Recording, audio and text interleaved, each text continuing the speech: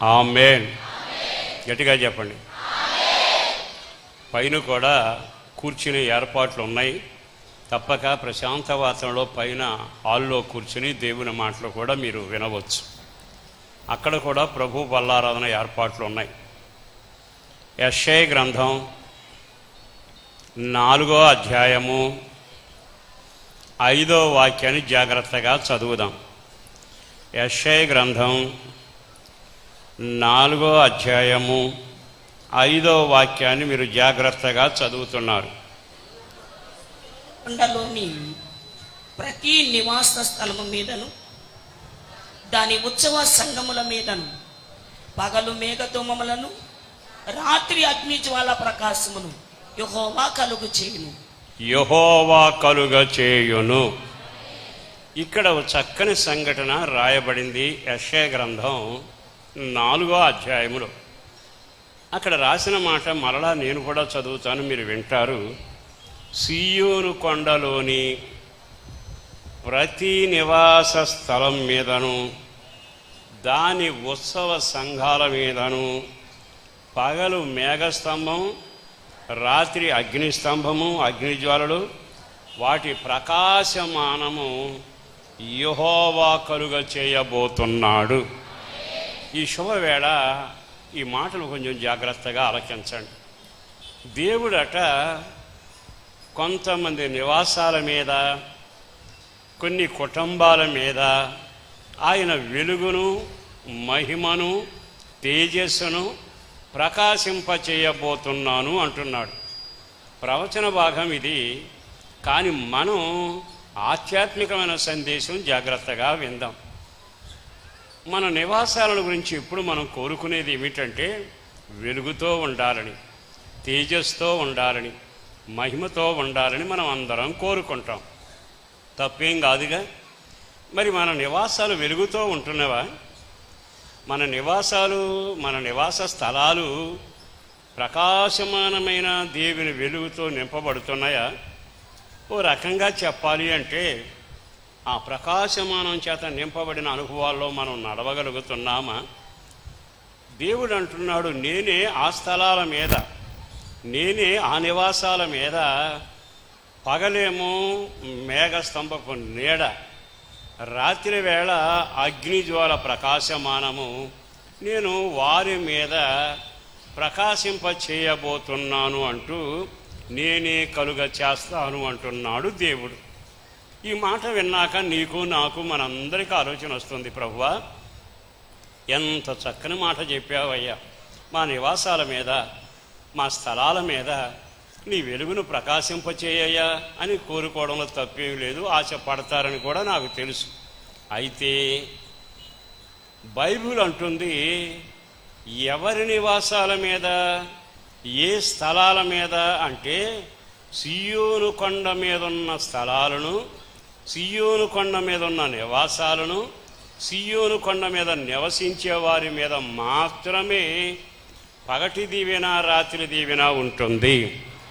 అంటే నీ జీవితంలో పగటి దీవెన కలగాలనుకున్నా, రాత్రి దీవెన కలగాలనుకున్నా, అగ్నిజ్వాలల ప్రకాశమానం కలగాలనుకున్నా, మేఘపు నీడలో చల్లదనం నువ్వు అనుభవించాలి అనుకున్నా, మీరు సీయోను కొండ మీద నివసించే వాళ్ళై ఉండాలి. ఇది జరిగితే దేవుడు తన వాగ్దానం మీ పట్ల నెరవేర్చుతూ అక్షరాల దాన్ని అమలు చేయగలిగిన వాడు. ఇప్పుడు మనుషులు ఎక్కడ నివసిస్తున్నారు? మీరెక్కడ, నేనెక్కడ, మనమెక్కడ? కొంతమంది దేవునికి దూరంగా నివసించే వాళ్ళు ఉన్నారు. దూరదేశంలో తప్పిపోయిన కుమారుడు కాదనుకున్న దేశానికి, మోయాబు దేశానికి వెళ్ళి బెత్లెహేములో పుట్టి పెరిగి బెత్లెహేము అనుభవాలు కలిగిన కుటుంబం మోయాబు దేశంలో నివసించిందట. కరువు అనుకుంటూ కొంతకాలం కొన్ని కుటుంబాలు ఐగుప్తు దేశంలో నివసించాయట. కొన్ని కుటుంబాలను చూస్తే వాళ్ళు సిరియనుల ప్రాంతంలో నివసించారట. ఇంకా కొంచెం ముందుకు వెళితే ఆ జనాంగము వాడరేవులలో నివసించారని రాయబడింది. వాడరేవులలో నివసించిన కుటుంబాలు ఉన్నాయి. మోయాబు దేశంలో దేవుడు కాదన్న స్థలంలో నివసించిన కుటుంబాలు ఉన్నాయి. దేవుని చిత్తం కాదనుకున్న దూరదేశానికి సహవాసం వదులుకు వెళ్ళిన నివసించిన కుటుంబాలు ఉన్నాయి. పందులతో సహవాసం చేసి తప్పిపోయిన కుమారుడు నివసించిన దూరదేశంలో నివసించే వాళ్ళు ఉన్నారు. ఇలా బైబిల్లో చాలా స్థలాల్లో మనుషులు నివసించారు. ఈ రోజున నా కుటుంబానికి ఎందుకు దీవెన కలగడంలా, నా ఆత్మీయ జీవితం ఎందుకు ప్రకాశించడంలా, నా మనుగడ ఎందుకు దీవెనకరంగా లేదు అంటూ చాలాసార్లు మనమే ప్రశ్నలు వేసుకుంటాం. కానీ ఎంత ప్రశ్నలు వేసుకున్నా దీవెన కలగడం లేదు. సహోదరులారా, నాకు కాబట్టిన వ్యక్తులుగా మీ అందరికీ మనవి చేస్తున్నది ఏమిటంటే, మన నివాసం ఎక్కడా? మన నివాసం మోయాబుల దేశమా? లోతు వెళ్ళినట్టుగా సొదొమ గొమొర్రా అనే దేశమా? సహవాసాన్ని కోల్పోయిన పందుల సహవాసం దగ్గరికి వెళ్ళిన చిన్న కుమారుని దేశమా? రేపుల దగ్గర నివసిస్తున్న వ్యక్తులలాగా ఉన్నామా? దీనికి కారణం మన ఆత్మీయ జీవితాన్ని సరిగా లెక్క చూసుకోకపోవడం వలన ఈ సంఘటనలు ఎదురవుతున్నాయి. దీవెన రాలేదు అనగానే ముందు నివాసం ఎక్కడో మనం పరిశీలన చేయాలి. అంటే నేను సహవాసాన్ని మానుకుని పందుల స్థలంలో ఉన్నానా అని అనుకోవాలిగా. నేను ఉండవలసిన బెత్లెహేముని రొట్టెల ఇంట్లో ఉండకుండా, సంఘ పరిధిలో సంఘ సహవాసంలో ఉండకుండా మోయాబు దేశంలోకి వెళ్ళి ఉన్నానా? ఒక ఆలోచన కలగాలిగా. నన్నేమో యుద్ధ భూమిలోకి వెళ్ళమని దేవుడు చెప్పాడు. కొంతమంది రేవుల దగ్గర కాపురం పెట్టారు. ఇప్పుడు నేను అట్లా దేవుని చిత్తం కాదని రేవుల దగ్గర కూర్చుని వ్యాపారం చేసుకునే స్థలంలో ఉన్నానా అని మనం పరిశీలన చేసుకుంటే సమస్యకు పరిష్కారం దొరుకుతుంది, కనబడుతుంది. సరే, వీళ్ళందరి సంగతి అలా పెడితే సియోను కొండ మీద నివసించే ప్రతి స్థలం మీద, ప్రతి వ్యక్తి మీద, ప్రతి కుటుంబం మీద ఆయన పగటి దీవెన, రాత్రి దీవెన దయచేయబోతున్నాడు. దేవునికి మహిమ కలుగునగాక.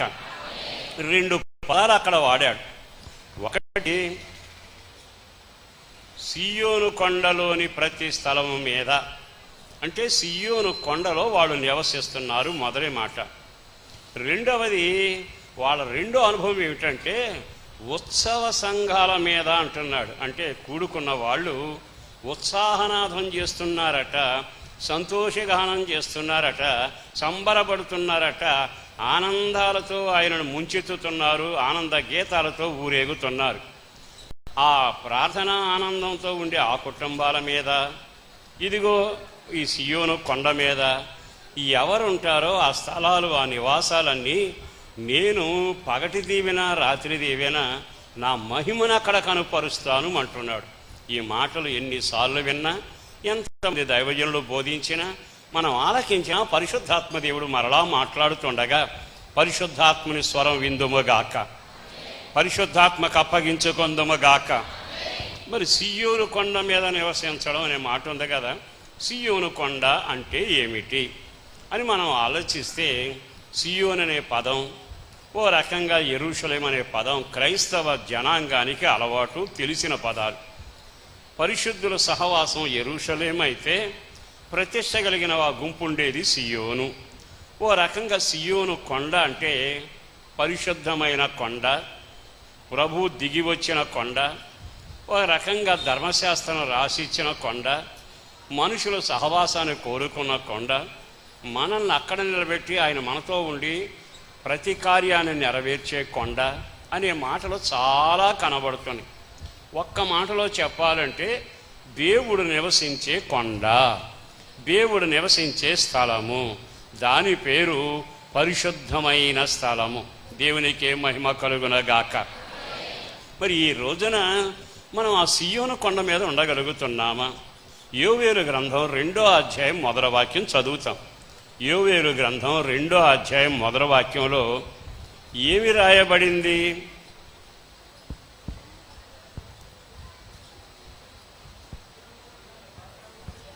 చదివారా?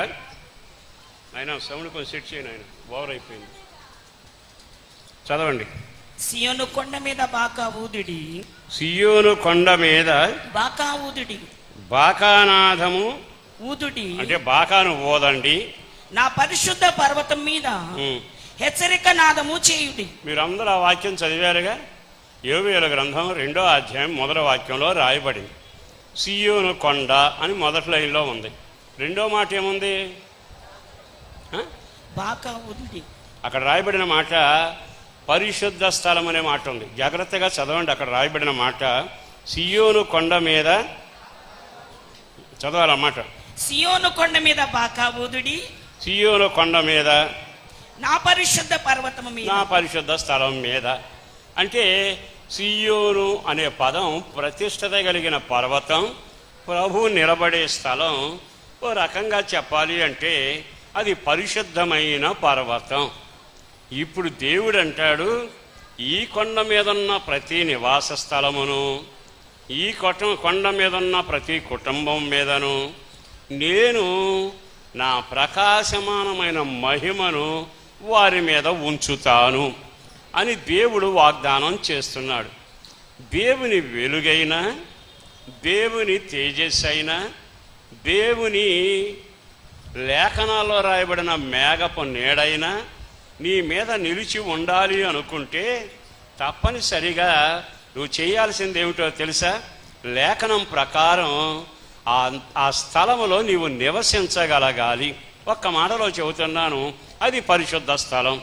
ఇప్పుడు నువ్వు నివసించాల్సింది ఎక్కడ? నీవు ఉండాల్సింది ఎక్కడ? అది పరిశుద్ధ స్థలం. ఆ స్థలం మీద నీవు ఉండడానికి ఇష్టపడాలి. దేవుడు ఎవరంటే పరిశుద్ధుడు. మరి మనం ఎవరం? పరిశుద్ధత కలిగిన వాళ్ళం కాదు. మనం అపవిత్రులమును, దేవునికి దూరస్థులమును, బుద్ధిహీనులము, బలహీనులమును. ఒక రకంగా చెప్పాలంటే దేవుని ఉగ్రతను పోగు చేసుకున్నాం. మనం నాశన పంచుల్లో నడుస్తూ ఉన్నాం.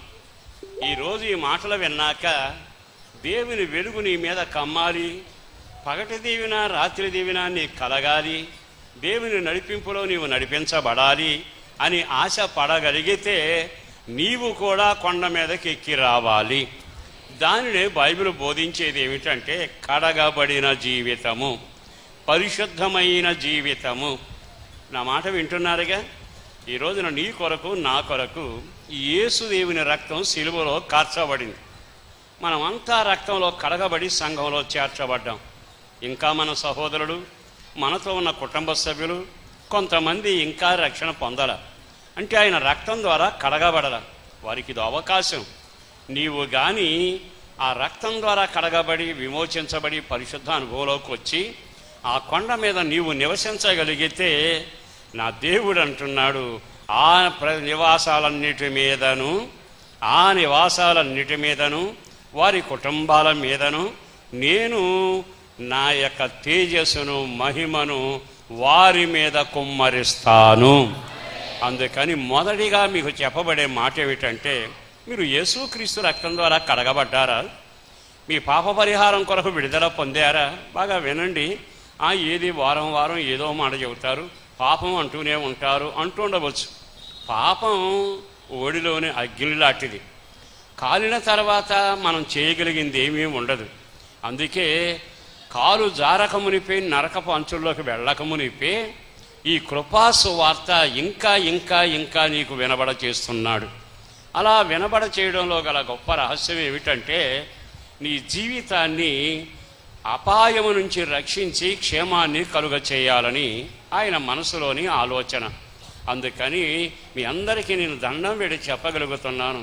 మీరు మాటలు లైవ్లో ఉండి వింటున్నా, ఇక్కడే కూర్చుని ఆలకిస్తున్నా, ప్రియ సహోదరులారా, ప్రమాద పంచుల్లో ఉన్నారు, కాలు జారితే నరకపులో అడుగు పెట్టబోతున్నారు. యుగయుగాలు కాలుతూనే ఉండే శాపకరమైన జీవితంలోకి వెళ్లకుండా ఉండడానికి ఆయన వంతెనయ్యాడు, ఆయనే మార్గం అయ్యాడు, ఆయన రక్తమే శరణమయ్యింది. నువ్వు ఎన్ని పాపాలు చేసినా, ఎంత ఘోరమైన నడిచినా ఆయన శిలువ రక్తం నిన్ను కూడా కడగబోతుంది. ఆ రక్తం నిన్ను కూడా క్షమిస్తుంది.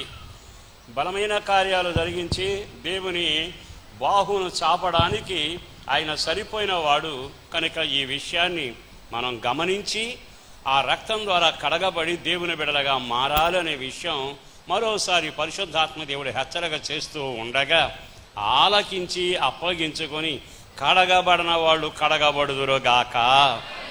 చేతులైతే ఒక్కసారి గట్టిగా హల్లెలూయా చెబుదామా? ఇంత రక్షణ ఇచ్చిన దేవునికి మనం ఏమిచ్చి రుణం తీర్చుకోగలం? మనం ఏమిచ్చి రుణం తీర్చుకోగలం? కృతజ్ఞతతో మన పయనాన్ని సాగించుదుమగాక. సరే, ఇప్పుడు కొన్ని మాటలు చెప్పాలి. ఆ పరిశుద్ధమైన సియోను కొండ మీద నివసించే వారు ఎలా ఉంటారు, ఎలా ఉండాలి అనే కొన్ని భాగాలను మనం జాగ్రత్తగా పరిశుద్ధ గ్రంథంలో చదవబోతా ఉన్నాం. ఆ పరిశుద్ధ గ్రంథమైన సియోను కొండ అనే పదాన్ని జాగ్రత్తగా గమనిస్తే ఆ స్థలములోనట ప్రతి వ్యక్తి నివసించగలగాలట. దాని నివాసంగా మార్చుకుంటే దేవుడు దాని మీద తన కృపను మెండుగా కుమ్మరించడానికి ఇష్టపడుతూ ఉన్న దేవుడు. అది ప్రతిష్ట కలిగిన అనుభవం అయి ఉండాలని బైబిల్ బోధిస్తుంది. చదవండి ఒక్కసారి అదే యోవేలు గ్రంథాన్ని మనం జాగ్రత్తగా చదివితే అందులో చాలా తేటగా దేవుడు ఒక చక్కని మాట రాశాడు. ఏమి రాశాడో తెలుసా? నిశ్చయముగా 2:32 యోవేలు గ్రంథం 2వ అధ్యాయము 32. యెహోవా సెలవిచ్చినట్లు సియోను కొండ మీదను యెరూషలేములోనూ తప్పించుకొనిన వారందరూ శేషించిన వారిలో యెహోవా పిలుచువారు కనబడుదురు. ఆ దినమున యెహోవా నామమును బట్టి ఆయనకు ప్రార్థన చేయు వారందరూ రక్షించబడుదురు. వారికి ప్రార్థన చేయు వారందరూ రక్షించబడుదురు. నేను అర్థమయ్యే కొన్ని మాటలు చెబుతాను, మీరు వినండి. సియోను కొండ మీద ఎవరుంటారు? సియోను కొండ అంటే కడగబడిన జీవితం, దేవుడు నివసించే స్థలం, అది పరిశుద్ధమైన స్థలం. అక్కడట ఉండే వాళ్ళ పని ఏమిటంటే మొదలేమో కడగబడిన అనుభవం కలిగిన వారై ఉంటారు. అక్కడ ప్రార్థన చేసే గుంపు ఉంటారట. ఆమేన్. వారికి ఎప్పుడు రక్షణ కలుగుతుంది. సియోను కొండ మీద ప్రార్థన చేయుదురు. అందరూ ఆమేన్ చెప్పండి. ఇప్పుడు నేను చెబుతాను, నేను అడుగుతాను, సమాధానం చెప్పండి. మీరు సియోను కొండ మీద ఉన్నారా? మీరు సియోను కొండ మీద నివసిస్తున్నారా? మీ నివాసం సియోను కొండ మీద ఉందా అని అడిగితే మీరు చెప్పే మొదటి మాట ఏమిటో తెలుసా? ప్రభువును నమ్మామండి, యేసుక్రీస్తు రక్తం ద్వారా కడగబడ్డాం, విడుదల పొందాం, విమోచించబడ్డాం అని మీరు చెబుతారు. కడగబడి ఉంటే అది మీ జీవితానికి ఆశీర్వాదకరపు మెట్టు. రెండవది ఏమిటో తెలుసా? సియోను కొండ మీద ఉన్నానని నేను చెప్పినా, సియోను కొండ మీద నేను నివసిస్తున్నానని చెప్పగలిగిన వారంతా ప్రార్థనాపరులయ్యుందురుగాక. చేతులు ఊపుతూ హల్లెలూయా చెప్పండి. ఎవరై ఉండాలి చెప్పండి? ఏమై ఉంటారు? ప్రార్థన. ఈ ప్రార్థన ఆచారం కాదు, ప్రార్థన అలవాటు కాదు, ప్రార్థన క్రైస్తవుడు గనక చేయాల్సిన విధి కాదు. మనం సియోను కొండ మీద అదిగో అక్కడ నివసిస్తున్న వారమైతే మన దేవుడు అక్కడ సంచరిస్తున్నాడు. ఆయన సింహాసనం అక్కడే ఉంది, ఆయన కృపాసనుడై అక్కడే ఉండగా మానక ఆయన ఎదుట మోకరిల్లి నిత్యము ప్రార్థనా ధూపం వేయుచుండే అనుభవంలోనికి మనం ఎక్కి రావాలి. అంటే తప్పనిసరిగా ప్రార్థన ప్రార్థన ప్రార్థన ప్రార్థన ప్రార్థన ప్రార్థన లేకుండా మనం ఏమీ చేయలేం. అందుకని మీ అందరికీ నేను చెప్పగలిగిన ఓ ఖచ్చితమైన మాట ఏమిటంటే, ఎవరికి వాళ్ళు ఆలోచించండి. దేవుని పగటి దీవెనలు నా మీదకు వస్తున్నాయా? రాత్రి వేళ అగ్నిజ్వాలల దీవెనలు నా మీదకు వస్తున్నాయా? మరి ఆ సియోను కొండ మీద ఉన్న వారికి 2 దీవెనలు వస్తున్నాయిగా. దేవుని మహిమను కనపరుస్తాను అంటున్నాడుగా. మరి నా ఇంట్లో ఆ మహిమ ఎందుకు కనబట్టాలా? నా జీవితంలో ఆ ప్రకాశమానం ఎందుకు కనబట్టాలా? నిశ్చయముగా దేవుడు పగటి వేళ నీడ, బాగా ఆలకించండి, ఆ నీడ 2 అర్థాలు నేర్పుతుంది. ఒకటి నడిపించే నీడ, రెండవది నెమ్మదినిచ్చే నీడ. మేఘం ఉంటే చల్లగా ఉంటుంది, వాళ్ళ ప్రయాణం సాగింది. మేఘం కదిలితే వాళ్ళు కదలాలి. సియోను కొండ మీద నేను ఉన్నాను అంటే కడగబడిన జీవితంలో మొట్టమొదటి స్థానం అది ఒక దేవుని చిత్తం. రెండవది అక్కడ నువ్వు ప్రార్థనాపరుడవై వెలుగుతూ వర్ధిల్లుతూ కొనసాగాలి. మరి ఈ రోజున ఎవరికి వాళ్ళు ఇతరులతో పోల్చుకుని వాళ్ళకంటే నేను కొంచెం పర్వాలా, వాళ్ళకు 10 ఎకరాలు ఉంది, నాకు 8 ఎకరాలు ఉంది, పోల్చుకోవడం తప్పు కాదు. కానీ ప్రార్థన అనుభవంలో నీవు పోల్చుకోవాల్సిన వాళ్ళతో పోల్చుకుంటే బాగుంటుందిగా. ఏలియా మన వంటి వాడే. అతడు ఆసక్తిగా ప్రార్థన చేయగా ఆకాశం మాట వింది. అతడు ప్రార్థన చేయగా నీళ్లు పడాలంటే నీళ్లు పడ్డాయి, నిప్పులు పడాలంటే నిప్పులు పడ్డాయి. అతని ప్రార్థనతో నా ప్రార్థన పోల్చుకుంటాను అంటే ఎంత బాగుంటుంది. బాగా ఆలకించండి. ఆ దినాన వాళ్ళంతా ప్రార్థన చేశారట, ఐక్యపడి. ఎంత ప్రార్థన చేశారో తెలుసా? ప్రభువా, ఇదిగో నీ నామాన్ని ప్రకటించడానికి ఒక అద్భుతం జరిగించాయి అని ప్రార్థన చేస్తే వారు చేసిన ప్రార్థనకు, కొట్టిన చప్పళ్లకు, ఆ పాడిన గీతాలకు పునాదులు కదిలిపోయాయట. చెరసాల తలుపులు ఊడిపోయి బంధకాలన్నీ తెంచబడ్డాయి. ఒక అద్భుతమైన కార్యం జరిగింది. ఎవరా ప్రార్థనాపరులు? గాయాలతో ఉన్న ప్రార్థనాపరులు.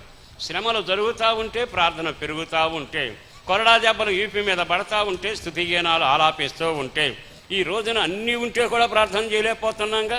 సుఖమంతా ఇంట్లో ఉన్నా కానీ ప్రార్థన మనం మోకరించలేకపోతున్నాంగా. ఈ రోజున ఆ పగటి దీవెన నాకు కావాలి, రాత్రి వేళ అగ్నిజ్వాల నాకు కావాలి, దేవుడు తన ప్రకాశమానం నా మీద కనపరచాలి అని కొన్ని సంవత్సరాలుగా ప్రార్థన చేసిన ఆ కార్యం నీ ఇంట్లో జరగకపోవడానికి కారణం నీ నివాసం మోయాబుల దేశంలో ఉందేమో జాగ్రత్త. సహవాసానికి దూరమైన దూరదేశంలో ఉన్న పందుల సహవాసంలో ఉన్న కుమారుని అనుభవం ఉందేమో జాగ్రత్త. కాదనుకుని బలిపేట సహవాసాన్ని మానుకుని ఇదిగో అక్కడికి వెళ్ళి భయానకంగా ఈ సొదొమ గొమొర సహవాసంలో నీవు నిలిచి ఉన్నవేమో ఆలోచించుకుంటే ఎంతైనా మంచిది. రెండవది, నీవు కడగబడిన అనుభవంలోనికి రావాలి. మూడవది, నిరంతరం ప్రార్థనాపరుడవయ్యుందువుగాక. గట్టిగా చెప్పండి, ఏమై ఉండాలి? ప్రార్థన ప్రార్థన ప్రార్థనాపరుడవై ఉండాలి. నా ప్రాణప్రియుడైన యేసును బట్టి బ్రతిమలాడుతూ దండం పెట్టి చెబుతున్నా, ఆ ప్రార్థనా ధూపం ఎల్లప్పుడూ వేస్తూ ఉంటే ప్రభు మనకు సమీపంగాను, ఆయనకు మనకు సహవాసం మరింత దగ్గర అవుతుంది. పిలిస్తే ఉన్నాను అని అంత దగ్గరగా వస్తాడు. మొరబెడితే నీ ప్రక్కన నిలబడ్డానని చెప్పగలిగిన స్థాయికి వస్తాడు. ప్రతి క్రైస్తవునికి వెండి బంగారాల కంటే ప్రార్థనానుభవం ఎక్కువగా ఉండి తీరునుగాక. ఆమేన్.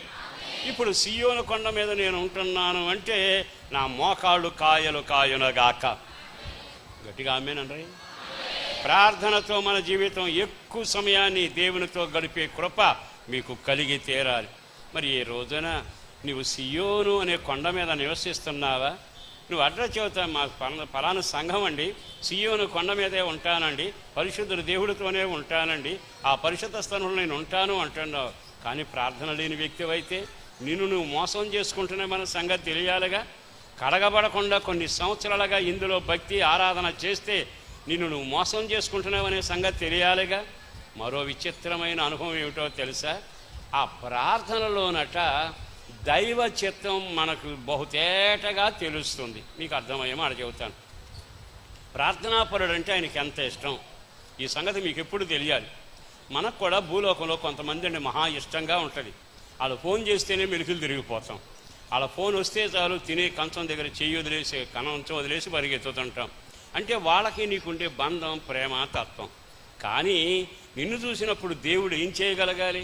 ఆహా, ఈ సంఘంలో ప్రార్థనాపరుడు ఉన్నాడండి అని నీవు మొర్ర పెట్టగానే, నీ మాట వినగానే ఆయన లేచి నీ దగ్గరకు వచ్చునుగాక. బైబిల్లో ఉందా మాట? నేను చెప్పక మునిపే చదవండి. యెషయా గ్రంథంలో చాలా తేటగా ఉంది. వారు మొర్ర పెట్టగానే, నీవు మొర్ర పెట్టిన వెంటనే నేను వింటాను అనే మాట యోబు గ్రంథంలో ఉంది, యెషయా గ్రంథంలో కూడా రాయబడింది. చదవండి ఆ మాట. బైబిల్ ఉన్న వాళ్ళంతా తీసి ఆ వాక్యం ఎక్కడుందో ఒక్క క్షణం చదివితే చాలా బాగుంటుంది.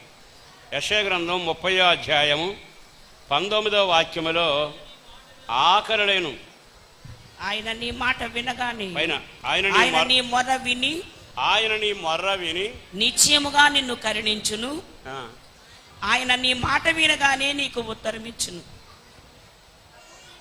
అర్థమైందిగా? నా మాట అర్థమవుతుందా? కొంచెం నన్ను చూడండి. మీ పనిలో మీరు అనుకోండి, కొంచెం తలపైకి ఎత్తి చూడండి. ఇక్కడ రాయబడిన మాట ఏమిటో తెలుసా? లేఖనం ప్రకారం నీవు మొర్ర పెడితే ఆయన నీ మొర్ర విని నిశ్చయముగా కరుణించును. ఆయన నీ మాట వినగానే, అందరూ ఆమేన్ చెప్పండి, నీకు ఉత్తరం ఇచ్చును. సియోను కొండ మీద ఉన్న ప్రార్థనాపరుడు మొర్ర పెడితే చాలట, మాట వినగానే పరలోకం కదులుతుందంట. ఆమేన్. సంఘమంతా ప్రార్థన చేసిందట ఆ రోజున, అర్ధరాత్రి వేళ. కానీ విచిత్రం ఏడో తెలుసా? ఆ మొర్ర వినగానే పరలోకానికి దూత అర్ధరాత్రి వేళ చెరసాలలోనికి దిగి వచ్చింది. మరి సియోను కొండ మీద ప్రార్థనా పరులు ఇక్కడ ఉన్నారా? దేవుని పరిశుద్ధతలో నివసించే కుటుంబాలు ఇక్కడ ఉన్నాయా? దేవుని యొక్క సన్నిధిగా సాన్నిధ్యంలో ఉన్న కుటుంబాలు ఉన్నాయా? వాళ్ళు తప్పనిసరిగా కడగబడిన వారై ఉంటారు. వారు ప్రార్థనాపరులై ఉంటారు. వారు మొర్ర పెట్టగానే ఆయన ఉత్తరమిస్తాడు. మరో మాట కూడా చెప్పనా? అబ్రహాముతో దేవుడు అంటాడు, నా సేవకుడును, నా స్నేహితుడును, నా పరిచయస్తుడును, ప్రార్థనాపరుడును, నాకు సమీపంగా ఉన్న వానితో నేను ఈ సంగతి చెప్పకుండా ఎలా ఉంటాను? అంటే నువ్వు ప్రార్థనాపరుడు అయితే స్వస్థతలు జరుగుతాయని రాయలా. దేవుడే తన మనసులో మాట నీతో చెప్పబోతున్నాడు. నీవు ప్రార్థనలో ఎంత దేవునికి దగ్గర అవుతున్నావండి? చాలాసార్లు మనం ప్రార్థనలు చేస్తుంటాం, కార్యం జరిగేదాకా, ఉద్యోగం వచ్చేదాకా, లేదు ఇల్లు కట్టేదాకా కాదుగా. దేవుడు తనంతట తాని తన మనసులో ఉన్న మాట నీకు చెప్పగలిగేంత ప్రార్థనాపరుడుగా మీరు మారుదురుగాక. మీ మాట వినగానే లేచి నిలబడునుగాక. ఆమేన్. సరే, ఇంకో మాట కూడా మీతో చెప్పాలి. ఈ ప్రార్థనాపరుడట ప్రార్థన చేస్తాడట, ఆకాశమందున దేవుడు వింటాడట. ఆయన అంటాడట, ఇదిగో ఈ పట్టణం అంతా నాశనం చేస్తాను అని. కానీ ఈ ప్రార్థనాపరుడు అంటే అలా చేయబాకయ్యా అని ప్రార్థన చేస్తాడట. వెంటనే దేవుడు ఏమంటాడు తెలుసా? ఇదిగో అబ్రహాం, నీ మాట వింటున్నాను. మోషే, నీ మాట వింటున్నాను. ఈ ప్రజల మీద నా కోపం చూపను, నేను వారిని క్షమిస్తాను. అంటే నీవు దేవుని సన్నిధిలో సియోను కొండ మీద పరిశుద్ధుల గుంపులో ఉండి నువ్వు ప్రార్థనా పరుడవైతే నీవు చెప్పిన దానిని దేవుడు తప్పక అంగీకరించునుగాక.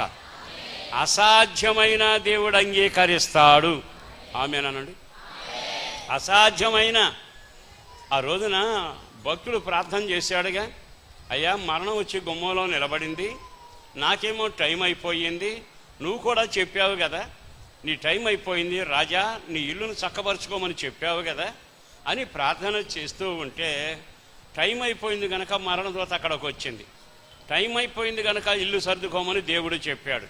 కానీ ఇతను నోరు తెరిచి ప్రార్థన చేస్తే అయిపోయిందని కబురు చేసిన దేవుడే మరుక్షణాన్ని ఏమన్నాడు తెలుసా? 15 సంవత్సరాల ఆయుష్ నీకు ఇస్తున్నాను. దేవునికే మహిమ కలుగునగాక. ఇప్పుడు దేవుడు పగటి వేళ నీడను, రాత్రి వేళ అగ్నిజ్వాలల ప్రకాశమానమును వారి నివాసాల మీద నేనుంచుతా. ఏ నివాసాలు ఇవి? కడగబడిన నివాసాలు. ఏ నివాసాలు ఇవి? ప్రార్థనలో ఎదుగుతున్న నివాసాలు. ఈ నివాసంలో ఉన్న వాళ్ళంతా దేవునికి సమీపంగా ప్రార్థనలో ఎదిగారు. వాళ్ళ మాటింటే ప్రభువు లేస్తాడు. వీరు అడిగిన వెంటనే జవాబిస్తాడు. అన్నిటికంటే విశేషం, తన మనసులో మాటలకు చెప్పకుండా ఉండడు. ఒకవేళ శుతిమించిన పరిస్థితుల్లో కూడా నోరు తెరిస్తే మరణాన్నైనా వెనక పంపగలిగిన వాడు. అట్టి ప్రార్థన అనుభవంలోనికి ఈ బాకానాదం చేసే ఈ స్థలం మీద, ఈ పరిశుద్ధ పర్వతం మీద, సియోను కొండ మీద నీ ప్రార్థన బలిపీఠం ప్రజ్వరిల్లునగాక. గట్టిగా చెప్పండి.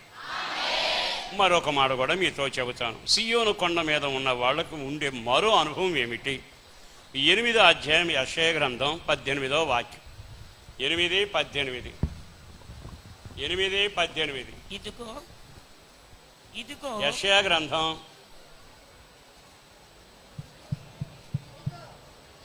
ఇదిగో నేనును యెహోవా నాకిచ్చిన పిల్లలను సియోను కొండ మీద నివసించు సైన్యములకు అధిపతికి యెహోవా వలని సూచనలుగాను మహత్కార్యములుగాను ఇశ్రాయేలుల మధ్య ఉన్నాము. అయ్యా కొంచెం మైక్ సెట్ చేస్తే వాయిస్ అర్థం అవుద్ది. మళ్ళీ చదువు.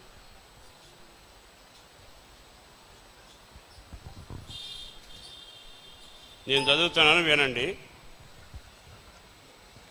ఇదిగో నేనును యెహోవా నాకిచ్చిన పిల్లలను సియోను కొండ మీద నివసించు సైన్యములకు అధిపతిగా యెహోవా వలన సూచనలుగాను మహత్కార్యములుగాను ఇశ్రాయేలుల మధ్యలో ఉన్నాము. అందరూ చేతులెత్తి ఒకసారి ఆమేనని చెప్పండి.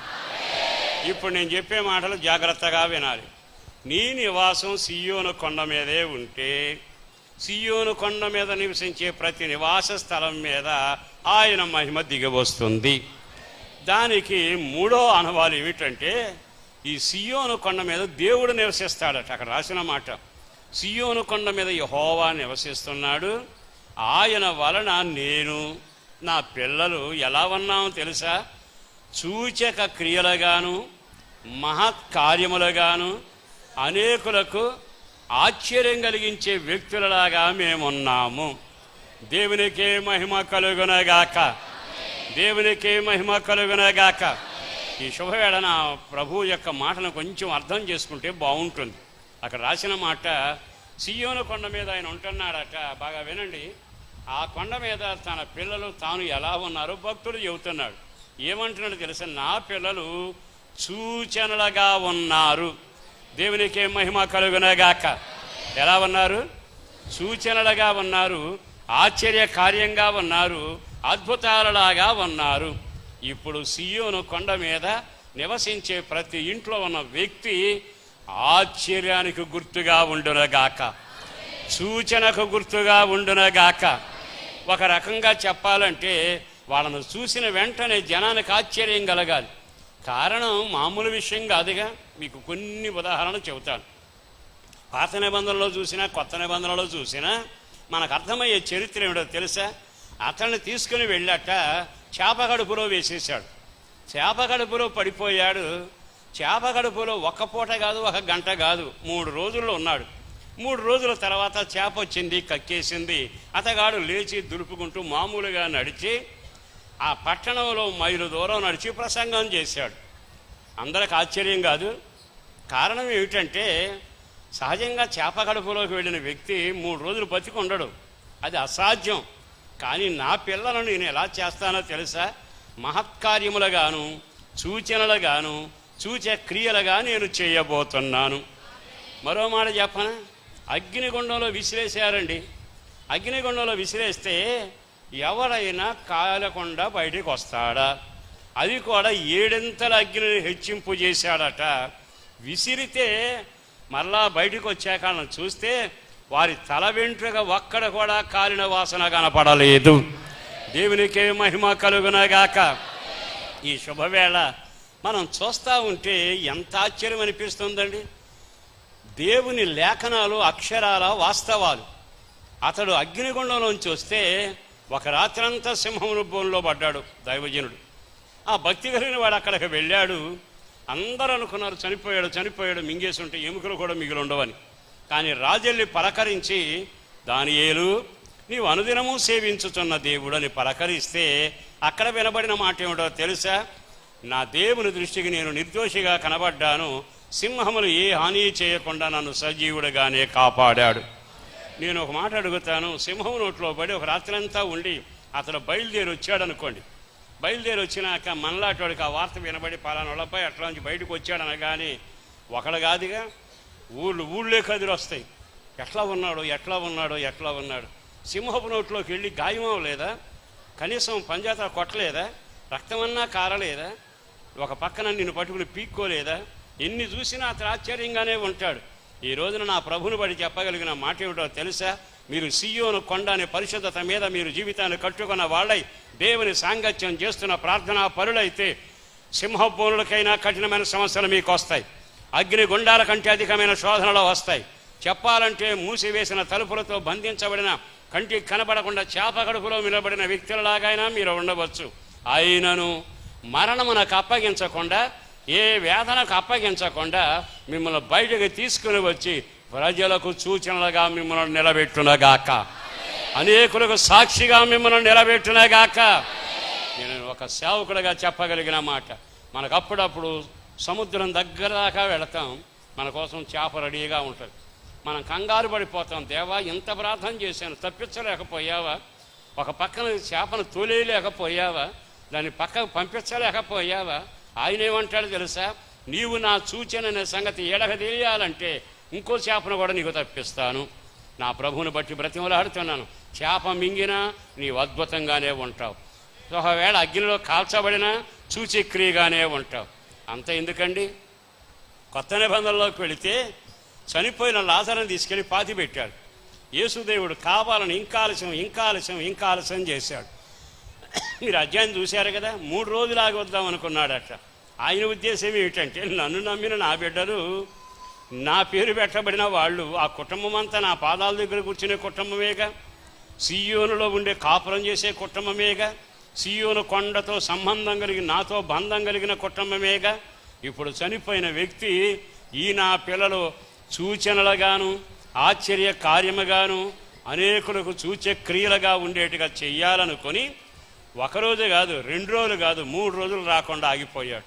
అప్పుడప్పుడు మన జీవితాల్లో మనల్ని అనేకులకు సాక్షులుగా పెట్టాలనుకుంటాడంట ఆయన పెట్టాలనుకున్నప్పుడల్లా మనం కూడా గట్టిగా ప్రార్థన చేస్తాం. ప్రభు, ఈ శోధనలో నీకు సాక్షిగా ఉండాలయ్యా, అవమానాలు పాలవ్వకూడదయ్యా, నన్ను అవమానాలు పాలు చేయబాకయ్యా. మనం చేసే ప్రార్థన మామూలు ప్రార్థనలు కదా, దేవుని ఊపిరాడకుండా ఊపేస్తుంటాం. కారణం ఏంటి తెలుసా? నన్ను ఆశ్చర్యంగా అనేకుల మధ్య సాక్షిగా నిలబెట్టంటే ఆయన అంటాడు, ఇంకో రోజు ఆగు అంటే నువ్వు సచ్చి 3 రోజులు ఏదాకా అక్కడే ఉంటాడు ఆయన. అంటే ఆయన ఉద్దేశం ఏమిటో తెలుసా? అలాంటి పరిస్థితుల్లో నుంచి నిన్ను బయటకు తీసుకొని వస్తాను, అనేకులకు నీవు సాక్షిగా ఉంటావు, అనేకులకు సూచక్రియగా ఉంటావు, అనేకులకు సూచనగా ఉంటావు, అనేకులకు ఆశ్చర్యంగా నీవు ఉంటావు. మరి ఈ రోజున ఈ మాటలు విన్నాక మనం ఇంతకాలం సీయోను కొండ మీద ఉన్నవాళ్ళమే అయితే ప్రభువు సాక్షిగా ఉన్నామా? ప్రభు కార్యాలకు సూచనగా ఉన్నామా? ప్రభు చిత్తం నెరవేర్చే వ్యక్తులలాగా మనం కనబడుతున్నామా? ఏదో కాలయాపన కొరకు వచ్చిన ఆరాధన కాదు ఇది. ఎందుకో పరిశుద్ధాత్మ దేవుడు అంటాడు, నేను వారి మీద నా మహిమను చూపిస్తాను. పగటి వేళ మేఘ స్తంభపు నీడ ఉంటుంది, రాత్రి వేళ అగ్ని జ్వాలలు ఉండేటట్టుగా నేను సీయోను కొండల మీద నివసిస్తున్న ప్రతి స్థలము మీద, ప్రతి నివాసం మీద, ప్రతి కుటుంబం మీద, ప్రతి సంఘం మీద ఈ 2 దీవెనలు నేను పెట్టబోతున్నాను. దేవునికే మహిమ కలుగునగాక. మరి మొదటిది కడగబడిన జీవితం అయి ఉండాలి. రెండవది దేవుని సన్నిధిలో దేవుని హత్తుకుని దగ్గరగా వెళ్ళిన ప్రార్థనా జీవితం ఉండాలి. మూడవదిగా ఆయన కొండ మీద నివసిస్తున్న వాళ్ళంతా ఆశ్చర్యంగాను అద్భుతంగాను సూచక్రియగా వారు నివసించుదురుగాక. దేవునికే మహిమ కలుగునగాక. 3 రోజులు సమాధిలో ఉండి బయటకు వచ్చిన వాడిని చూడటాకట చాలామంది వచ్చారట. అక్కడ రాసింది, ఆ ఇంట విందు జరుగుతూ ఉండేను. ఆ వెంట ఇందు జరుగుతూ ఉంటే యేసు ప్రభు విందులో కూర్చున్నాడు, ఆయన పక్కన లాజరు కూర్చున్నాడు. ఊరి జనమంతా అతగాన్ని చూడడానికంటే యేసును చనిపోయి తిరిగి లేచిన లాజరును చూచుటకు ప్రజలు పరుగెత్తుకుంటూ వచ్చారు. నీ జీవితంలో అన్యుల మధ్యలో ఉంటున్న సహోదరి సహోదరులారా, వారి మధ్యలో మీరు సూచనగా ఉందురుగాక, ఆశ్చర్యకరమైన జీవితం కలిగిన వారిగా ఉందురుగాక, అట్టి ప్రజల మధ్యలో సాక్షిగా ఉందురుగాక. ఎంత గొప్ప దేవుడండి, ఎంత సరిపోయినవాడు, ఎంత అవశ్యమైన దేవుడు. అందుకే ఈ వచనం నేను చాలాసార్లు చదువుకుంటా. ఆ వాక్యం చదివినప్పుడల్లా ఇదిగో సీయోను కొండ మీద, ఆ మాట ఎంత బాగుందండి. దూరదేశంలో ఉన్న వారి మీద అని రాయల, మోయాబు దేశంలో ఉన్న వారి మీద అని రాయల, ఐగుప్తు దేశంలో ఉన్న వారి మీద అని రాయల, సొదొమ గొమొర్రాలో ఉన్న వారి మీద అని రాయల, పందుల సెంటర్లో ఉన్న వారి మీద అని రాయల, రాసింది సీయోను కొండ మీద. ఈ రోజున ప్రతివానికి సవాలుగా వినబడుతున్న ఈ సందేశంలో గుండె మీద చేయి పెట్టుకొని నేను సీయోను కొండ మీద నివసిస్తున్నవాను అని చెప్పగలిగిన వాళ్ళు ఉంటే వాళ్ళ జీవితం ధన్యమవునుగాక. బ్రతికేదేదైనా ఉంటే రోషం కలిగిన బ్రతుకుదమగాక. మరి ఈ మాటలు విన్నాకైనా మన ఆత్మీయ జీవితంలో దైవ సంబంధమైన దీవెనలు మనం అనుభవిస్తూ సాగాలిగా. మరో మాట మీతో చెబుతాను, బాగా వినండి. మనం అక్కడ ఉంటున్న వారట 2వ లైన్లో ఉత్సవ సంఘాలు, ఉత్సాహం చేసేవాళ్ళు. మీకు 4వ మాట చెబుతున్నా. ఒకటి కడగబడిన జీవితం, 2వది ప్రార్థనా జీవితం, 3వది కొండ మీద మీరు సాక్షి జీవితం, సూచనలు అద్భుతాలకు మీరే తార్కాణం. 4వది ఏమిటో తెలుసా? ఆ నివాసాల్లో ఎక్కడ చూసినా ఉత్సాహమే కనపడుతుందట, ఆనందమే కనపడుతుందట, సంబరమే కనబడుతుంది. అంటే సియోను కొండ మీద ఉన్న నివాస స్థలాలన్నిటిలో ఉత్సాహ సునాదం వినబడునుగాక, పండుగ సంబరం జరుగునుగాక. మరి ఈ మాట విన్నాక మనం సియోను కొండ మీదే ఉన్నవాళ్ళమైతే మన గుడారాల్లో సంబరం వినపడుతుందా? మన గుడారములో సంతోషం వినబడుతుందా? మన గుడారములో అధికమైన ఆనందం కనబడుతూ ఉందా?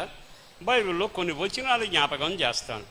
ఒకటి, నీతిమంతుని గుడారములో,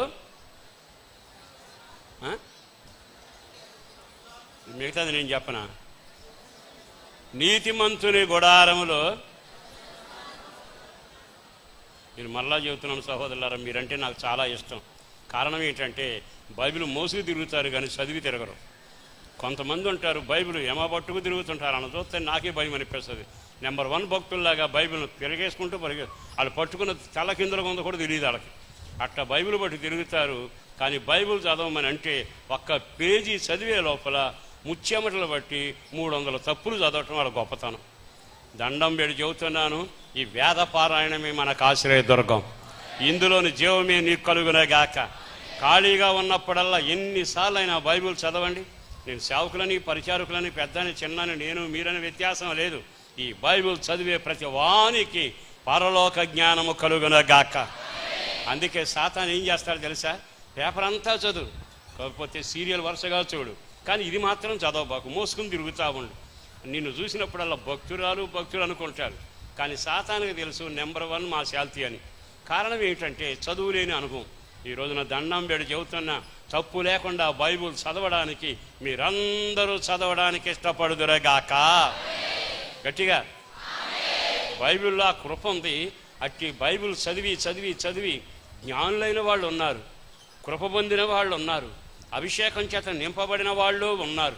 కనుక నా ప్రాణప్రియుడైన యేసును బట్టి బ్రతిమలాడుతూ దండం పెట్టి నేను మీకు చెప్పగలిగింది, మీలో ప్రతి వారు వాక్యమును పూర్తిగా తప్పులు లేకుండా పరిశుద్ధంగా మేలు కలిగేట్టుగా ప్రతి నిత్యం మీరు బైబిల్ చదువుదురుగాక. చేతులెత్తి ఒక్కసారి గట్టిగా హల్లెలూయా చెప్పండి. ఇప్పుడు నేను చెప్పే మాట, నీతిమంతుని గుడారములో రక్షణ సునాదం వినబడారట. బాగా ఆలకించండి, ఎంత చక్కని మాట రాయబడిందో. ఆ ఇంట్లో రక్షణ గురించిన సునాదం 112వ కీర్తనలో ఒక సునాదం వినబడుతుందిగా, చదవండి. అధికంగా ఆనందించే గుంపు ఉంటారు, అక్కడ చదవండి ఒక వాక్యం. 112వ కీర్తన మొదటి 2 వాక్యాలు. యెహోవా యందు భయభక్తులు గలవాడు, ఆయన ఆజ్ఞలను బట్టి అధికముగా ఆనందించువాడు ధన్యుడు. ఆనందధ్వని, మన ఉత్సాహధ్వని, ఉత్సాహ సమూహము, ఉత్సవ సంఘాలు, ఆరాధన అనుభవాలు ఎక్కడ ఉన్నాయి? ఉత్సవ సంఘం అంటే పండగ చేసే సంఘం అని. ఏ పండగ చేయటం? దసరా కాదు, దీపావళి కాదు, క్రిస్మస్ కాదు, ఆ ఈస్టర్, అవి కాదు. మన జీవితంలో పండుగ ఏదనంటే మనం రక్షించబడ్డాం గనక మన గుడారములో ఎప్పుడు రక్షణ ధ్వని వినబడునుగాక, ఆ ఉత్సాహం వినబడునుగాక. 2వ మాట ఇక్కడ రాయబడిన మాట ఏమిటో తెలుసా? ఖచ్చితంగా దేవుని వాక్యమందు అత్యధికంగా ఆనందిస్తూ చదవండి అన్నమాట. ఆయన ఆజ్ఞలను బట్టి అధికముగా ఆనందించువాడు ధన్యుడు, వాని సంతతి వారు భూమి మీద బలవంతులగుదురు. ఆ వాక్యమును బట్టి అధికముగా, అందరూ చెప్పాలి, వాక్యమును బట్టి. మరొకరు చదవండి.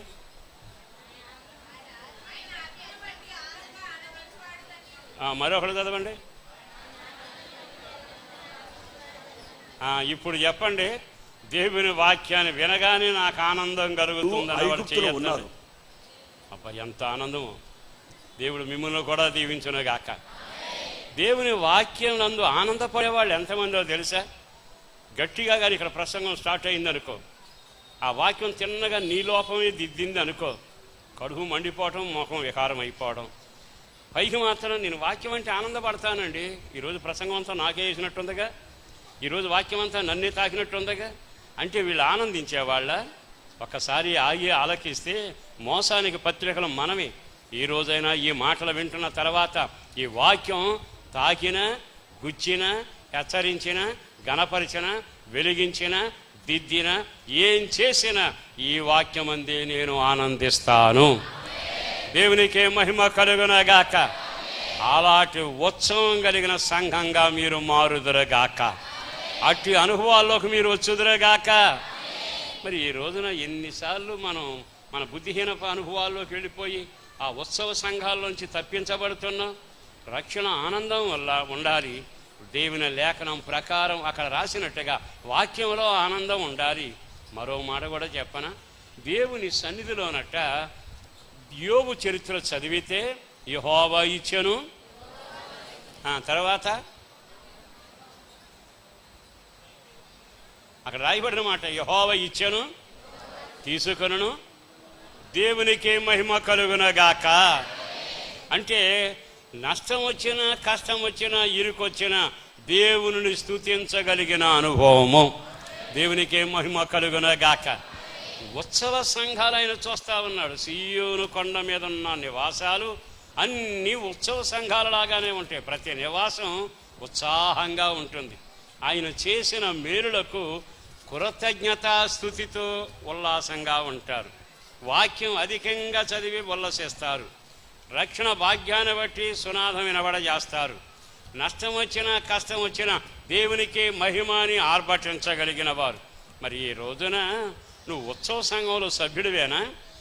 ఈ ఉత్సవ సంఘాల్లో నీకు పాత్ర ఉందా? యోబు అంటాడు, ఇచ్చిన యోబైన దేవునికి స్తోత్రం అంటాడు. కీర్తనాకారుడు అంటాడు, నా రక్షణ పాత్రను పట్టుకుని నేను స్తుతిస్తాను అంటాడు. నీతిమంతుని గుడారంలో సువార్త ధ్వని వినబడుతుంది. ఇంకా కొంచెం వెళితే, నా ప్రాణమా ఆయన చేసిన ఉపకారములలో దేనిని మరవకు, నేను నిన్ను స్తుతిస్తున్నాను. ఈ రోజున ఆయన మేఘం నీ మీద నిలవాలి అనా, ఆయన అగ్నిజ్వాల నీ మీద నిలవాలి అనుకున్నా నీ ఉత్సవ సంఘ సభ్యుడివై ఉండాలిగా. నిశ్చయముగా సియోను కొండ మీద కాపురమన్న వ్యక్తిలాగా ఉండాలిగా. మరి ఈ రోజు నీ అనుభవాలు నీ జీవితంలో ఉన్నాయా? లేఖనాలు ఇర్మియా గ్రంథం 31వ అధ్యాయంలోకి పెడదాం. ఇర్మియా గ్రంథంలో చక్కని మాట రాయబడింది. మీరు చాలాసార్లు చదివిన మాటే 12వ వాక్యాన్ని చదువుతారు. వారు వచ్చి సియోను కొండ మీద, సియోను కొండ మీద ఉత్సాహధ్వని చేతురు. వారు వచ్చి సియోను కొండ మీద ఉత్సాహధ్వని చేతురు. ఇంకెక్కడా చేయరంటాడు. వారు వచ్చి సియోను కొండ మీద, వారు వచ్చి అంటున్నారు కదా. ఏ ఊరు నుంచి వచ్చారు? పై వాక్యం చదవండి. పై వాక్యంలో చాలా తేటగా రాశాడు. ఏమనుంది అక్కడ?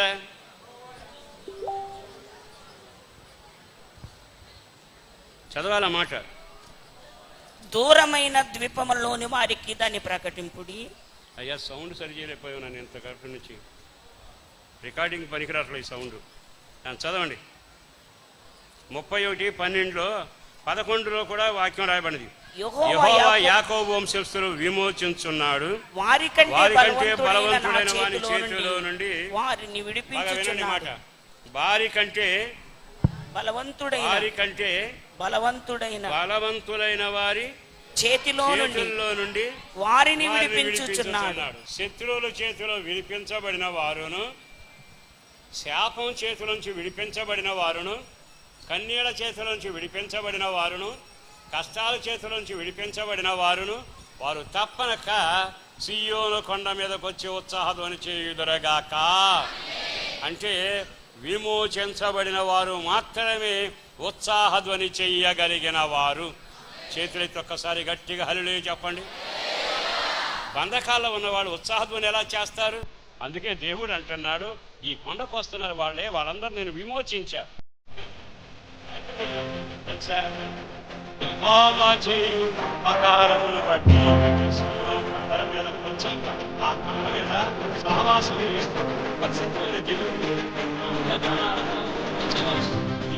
చేస్తున్న వారి జీవితంలో ఆయన చేయబోతున్నాడు.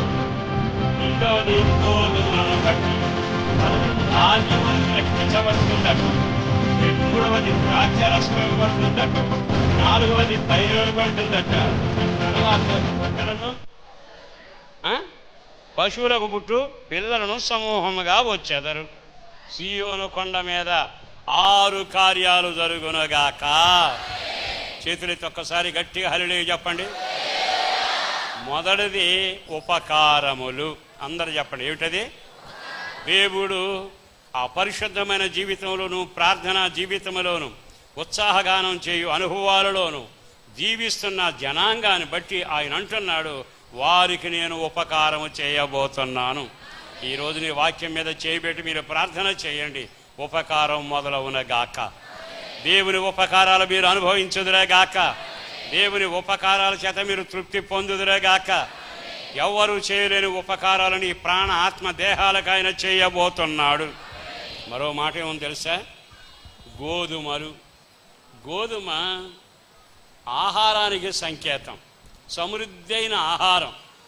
సమృద్ధైన ఆహారం లేదనేగా మోయాబు దేశానికి వెళ్ళిపోయారు. గోధుమ మన ఆత్మీయ జీవితానికి నేర్పే పాఠం ఏమిటో తెలుసా? జీవాహారమును నేనే అన్న దేవుని యొక్క పరిశుద్ధమైన వాక్యం, పరిశుద్ధమైన సమృద్ధి అయిన జీవాహారం అక్కడే మనకు లభ్యమవునుగాక. ఈ గోధుమలు నలగగొట్టబడడానికి సంకేతం, మెత్తని పిండిలాగా మారడానికి సంకేతం. ఈ రోజున సీయోను కొండ మీద నిన్ను ఆయన మెత్తని పిండిగా చేయునగాక. మరో మాట రాశాడు, ద్రాక్షారసము. ఇది ఓ రకంగా చెప్పాలి అంటే ఆనందానికి సంకేతం. పరిశుద్ధాత్మ యందలి ఆనందము చేత మీరు వర్ధిల్లుదురుగాక. తర్వాత తైలం రాశాడు. తైలం 2 పనులు చేస్తుంది. ఒకటేమో గాయాన్ని మాన్పి శరీరాన్ని మామూలు స్థాయికి నడిపిస్తుంది. నీ మచ్చలు, నీ తప్పిదాలు, నీ పొరపాట్లు అన్నీ మార్చి క్షమించి సరిచేసి నీ దేహాన్ని పసిపిల్ల దేహంగా మార్చబోతుంది. ఇదే తైలం నిన్ను రాజుగాను యాజకుడుగా అభిషేకిస్తుంది. నిన్న నీ పేరు, నీ జీవితం హీనమైన స్థితే, కానీ నా దేవుడు నిన్ను రాజుగా అభిషేకించునగాక. నా దేవుడు నిన్ను ఒక యాజకునిగా అభిషేకించునగాక. హెచ్చించడానికి, నీ గాయాలు మార్చడానికిని, మామూలు జీవితాన్ని ప్రసాదించడానికిని, ఈ మట్టి శరీరం మహిమ శరీరంగా మారడానికి ఆయన ద్రాక్షరసము, ఆయన తైలము, ఆయన గోధుమ ఆహారము నీకు సమృద్ధిగా లభించునగాక. రెండవది, సియోను కొండ మీద ఉన్న అనుభవాలు ఏమిటంటే విచిత్రం. గొర్రెలు ఉన్నాయి అక్కడ. అందరూ చూడండి ఏమున్నాయి. గొర్రె అంటే మీలో చాలామందికి తెలుసు, అది అమాయకపు జీవని. ఓ రకంగా చెప్పాలి అంటే తనకంటూ ఏమీ లేదు. ఏమీ లేకపోయినా గొర్రె అలా నిలబడద్ది, కదలదో మెదలదో. ఆ గురువు అంటే ఆ నడిపించేవాడు వస్తాడే, కాపరి 2 అడుగులు వేస్తే ఈ నిలబడిపోయి నేను నడిచి వెళ్ళిపోతాను. కారణం ఏమిటో తెలుసా? గొర్రెకున్న లక్షణం, నా అంతటి నేను నడవనయ్యా, ఆయన నడిపిస్తే నడుస్తాను. అంటే ఆత్మీయ జీవితంలో ఇదివరకేమో మోయాబుకు పరిగెత్తాం, ఇదివరకేమో ఐగుప్తుకు పరిగెత్తాం, ఇదివరకేమో దూరదేశం పరిగెత్తాం. కానీ నీ అనుభవం సియోను కొండ మీదకి వచ్చాక గొర్రె పిల్ల అనుభవమే. కారణం ఏమిటో తెలుసా? నా చిత్తము కాదయ్యా, నీ చిత్తమే జరుగునగాక. నేనే కాదయ్యా, నువ్వు నన్ను నడిపిస్తేనే నేను నడుస్తానయ్యా. గొర్రెకు మరో అనుభవం మౌనం. మౌనం అంటే అర్థం ఏంటో తెలుసా? ఏం జరుగుతుంది? ఒకవేళ మరొకటి వచ్చి శత్రువు మీద పడుతున్నా అరవడం తప్ప ఏం చేయదు. కదిలిపోతానే, పారిపోతానే, తప్పించుకోవడానికి ఆలోచన ఉండదు. మౌనం ఎంత దీవెనకరంగా మారిందో ఆలోచించండి. ఈ రోజున సియోను కొండ మీదకి వచ్చిన వారికి ఈ దీవెనలు కలుగునగాక. మరి ఈ రోజున నా ప్రాణప్రియుడిని యేసును బట్టి బ్రతిమలాడుతూ ఉన్నాను. మన ఆత్మీయ జీవితంలో మౌనం, మన ఆత్మీయ జీవితంలో గురువును వెంబడించడం, మన ఆత్మీయ జీవితంలో గాయాలు కట్టబడి ఉన్నత స్థాయికి ఎలిగే మహిమగలిగిన దేహంగా మార్చబడే అనుభవం ఈ సియోను కొండ మీదే మొదలవుతుందిగా. సియోను కొండ మీద నివసిస్తున్న ప్రతి నివాసము మీద నా యొక్క మహిమ నిలవబడబోతుంది. నా మేఘం నిలబడబోతా ఉంది, నా అగ్ని నిలబడబోతా ఉంది. మిగిలిన భాగం తర్వాత జాగ్రత్తగా విందాం. ఒక్కసారి ఆగి ఆలకిస్తే ఈరోజు ఈ మాటలు విన్నాక నీ కాపురం ఎక్కడా, నీ నివాసం ఎక్కడా? నిజంగా సియోను కొండ మీదే నీ నివాసమా? నువ్వు కడగబడిన అనుభవంలోకి వచ్చావా? ప్రార్థనా అనుభవంలోకి ఎక్కి రాగలిగావా?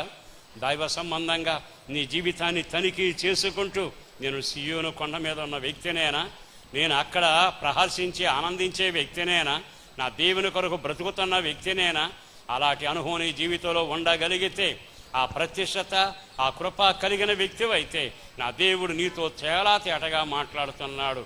ఈ దీవెనలన్నీ మీకు దయచేయబోతున్నాను. తైలం ఇస్తాను, గోధుమలు ఇస్తాను, మీకు కావలసిన ద్రాక్షారసం ఇస్తాను, గొర్రె పిల్ల అనుభవం ఇస్తాను, భారం మోసే పశువుల యొక్క అనుభవాన్ని నేను మీకు నేర్పుతాను, ఉపకారములతో తృప్తి పరుస్తాను అంటూ ఆయన మేఘపు నీడ, అదిగో ఆయన అగ్ని జ్వాల ఆ నివాసాల మీద ఎల్లప్పుడూ ఉండునగాక. అగ్ని ప్రకాశమానంలో వారు నడిపించబడతారు. రాత్రి వేళ వాళ్ళు భయపడరు. వారి వెలుగు వారితో ఉంటుంది. వెలుగులోనే వాళ్ళు నడుస్తారు. పరిస్థితులు ఎంత ఎండగా ఉన్నా మేఘపు నీడలో చల్లగానే ఉంటారు. అంత మాత్రమే కాదు, మేఘం కదులుతుంది, వీరు కదులుతారు. ఎంత విలువైన మాటలు రాయబడ్డాయి ఈ రోజున. ఆ యెషయా గ్రంథం 4వ అధ్యాయము 5వ వాక్యంలో రాయబడిన ఆ వాక్యాన్ని మరొక్కసారి చదువుకొని ఆ అనుభవాలకు ఎక్కి రావాలని ఒక సేవకుడిగా కోరుకుంటున్నాం. మరలా వాక్యాన్ని చదువుతారు, మీరు జాగ్రత్తగా వినండి. యెషయా గ్రంథం 4వ అధ్యాయము 5వ వాక్యాన్ని, మూల వాక్యాన్ని మరలా ఒక్కసారి చదివి మనం ప్రార్థనలు చేసుకోబోతున్నాం. సియోను కొండలోని ప్రతి నివాస స్థలము మీదను, దాని ఉత్సవ సంఘముల మీదను పగలు మేఘధూమములను, రాత్రి అగ్ని జ్వాల ప్రకాశమును మౌత్ దూరంగా యెహోవా కలుగు చేయు. దూరంగా పెట్టుకుని మౌత్ జాగ్రత్త చదవండి. సియోను కొండలోని సియోను కొండల మీద ప్రతి నివాస స్థలము మీద, దాని ఉత్సవ సంఘముల మీద, అది ఉత్సవించే ఉత్సవ పండుగలు చేసే సంఘాల మీద పగలు మేఘధూమములను, దాని మీద పగటి వేళ మేఘ స్తంభమును, రాత్రి వేళ అగ్ని జ్వాలను నేను దాని మీద నిలిపి దానికి చూపించేదను. ఆ మహిమను మీరు చూచుదురగాక, ఆ అనుభవానికి ఎక్కి వచ్చుదురగాక. ఈ రోజైనా ఒక క్షణం ఆయన వైపు తిరిగి, మీ నివాసం ఎక్కడా? అదిగో ఐగుప్తు దేశంలో ఉన్నారు, దూరదేశంలో ఉన్నారు, భయంకరమైన మిథ్యాను దేశంలోకి వెళ్ళారు. ఓ రకంగా వాళ్ళ జీవితంలో వెళ్ళకూడని స్థలాలన్నిటికీ వెళ్ళారు. కానీ నువ్వెవరో తెలుసా? ఈ రోజైనా కడగబడి ఆ సియోను ప్రత్యక్ష కలిగిన పర్వతం మీద, ఆ ప్రభు ఉండే స్థలములో, ఆ పరిశుద్ధత మీద మీ నివాసం ఉండునగాక. అలా ఉండగలిగితే ఈ 2 దీవెనలతో పాటు 5 ఆశీర్వాదాలు నీ కలగబోతున్నాయి. తలల వంచి ఆయన దగ్గర మోకరిల్లి చేతులు పైకెత్తి, ప్రభువా ఈ కృప నాకు కలగాలయ్యా. నేను దూరదేశంలో ఉన్న వ్యక్తిలాగా ఉండకూడదయ్యా, మోయాబు దేశంలో ఉన్న వ్యక్తిలాగా ఉండకూడదయ్యా, సొదొమలో ఉన్న దేశ వ్యక్తిలాగా ఉండకూడదయ్యా, పందుల సహవాసం దగ్గర ఉన్న వ్యక్తిలాగా ఉండకూడదయ్యా. సియోను కొండ మీదని నేను నివసించాలి. ఎవ్వరికి వాళ్ళు తీర్మానంతో ప్రార్థన చేసుకోనండి. నోరు తెరవండి.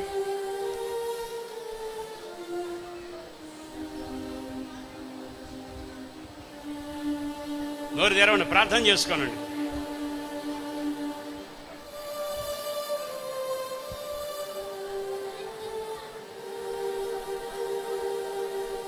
ప్రార్థన. పరిశుద్ధుడును ప్రేమమడిన ప్రభు, వందనాలయ్య. అపారమైన నీ ప్రేమ కొరకు ధన్యవాదాలు. చేసిన కార్యం కొరకు వందనాలు, చేయబోతున్న కార్యాల కొరకు వందనాలు. పేరు పేరున బిడ్డలను దీవించండి, ఆశీర్వదించండి. మేమెవరమైన సియోను కొండ మీద నీతో నివసించే కృప దయచేయండి. అట్టి అనుభవానికి సంఘాన్ని ఎక్కి రావడానికి కార్యం చేయండి. పేరు పేరున బిడ్డలను దీవించండి. ఒక తీర్మానం కలిగి చేతులెత్తారయ్యా, ఆశతో నీ వైపు చూస్తున్నారయ్యా. సియోను కొండ మీద మేము నివసించాలి, మా నివాసం అక్కడ ఉండాలి, మా సంఘాలు అక్కడ ఉండాలి, ఉత్సహిస్తూ సంతోషించే కృప కలగాలి అని ఎవరు తీర్మానంతో ప్రార్థన చేసుకుంటున్నారో వారందరి పట్ల కార్యం చేసి ఘనత, మహిమ, ప్రభావాలు పొందుకుంటూ నీ రెక్కల నీడలో భద్రపరిచి క్షేమాన్ని కలుగ చేయమని అటు ఘనకార్యం చేస్తున్నందుకు స్తుతి చెల్లిస్తూ పేరు పేరున బిడ్డలను దీవించండి, ఆశీర్వదించండి. నెమ్మది, క్షేమం, కాపుదల దయచేయమని యేసు పరిశుద్ధ నామాన ప్రార్థించి వేడుచున్నాము తండ్రి. ఆమేన్. తండ్రి అయిన దేవుని యొక్క ప్రేమ, కుమారుడైన యేసుక్రీస్తు మహాకనికరం, పరిశుద్ధాత్మ దేవుని అన్యోన్య సహవాసం ఇప్పుడు ఎల్లప్పుడూ సదాకాలం తోడయ్యుండును గాక. ఆమేన్. అందరికీ వందనాలు. ఇప్పుడు ప్రభు బల్లారాధన కార్యక్రమం జరుగుతుంది. ముంచడ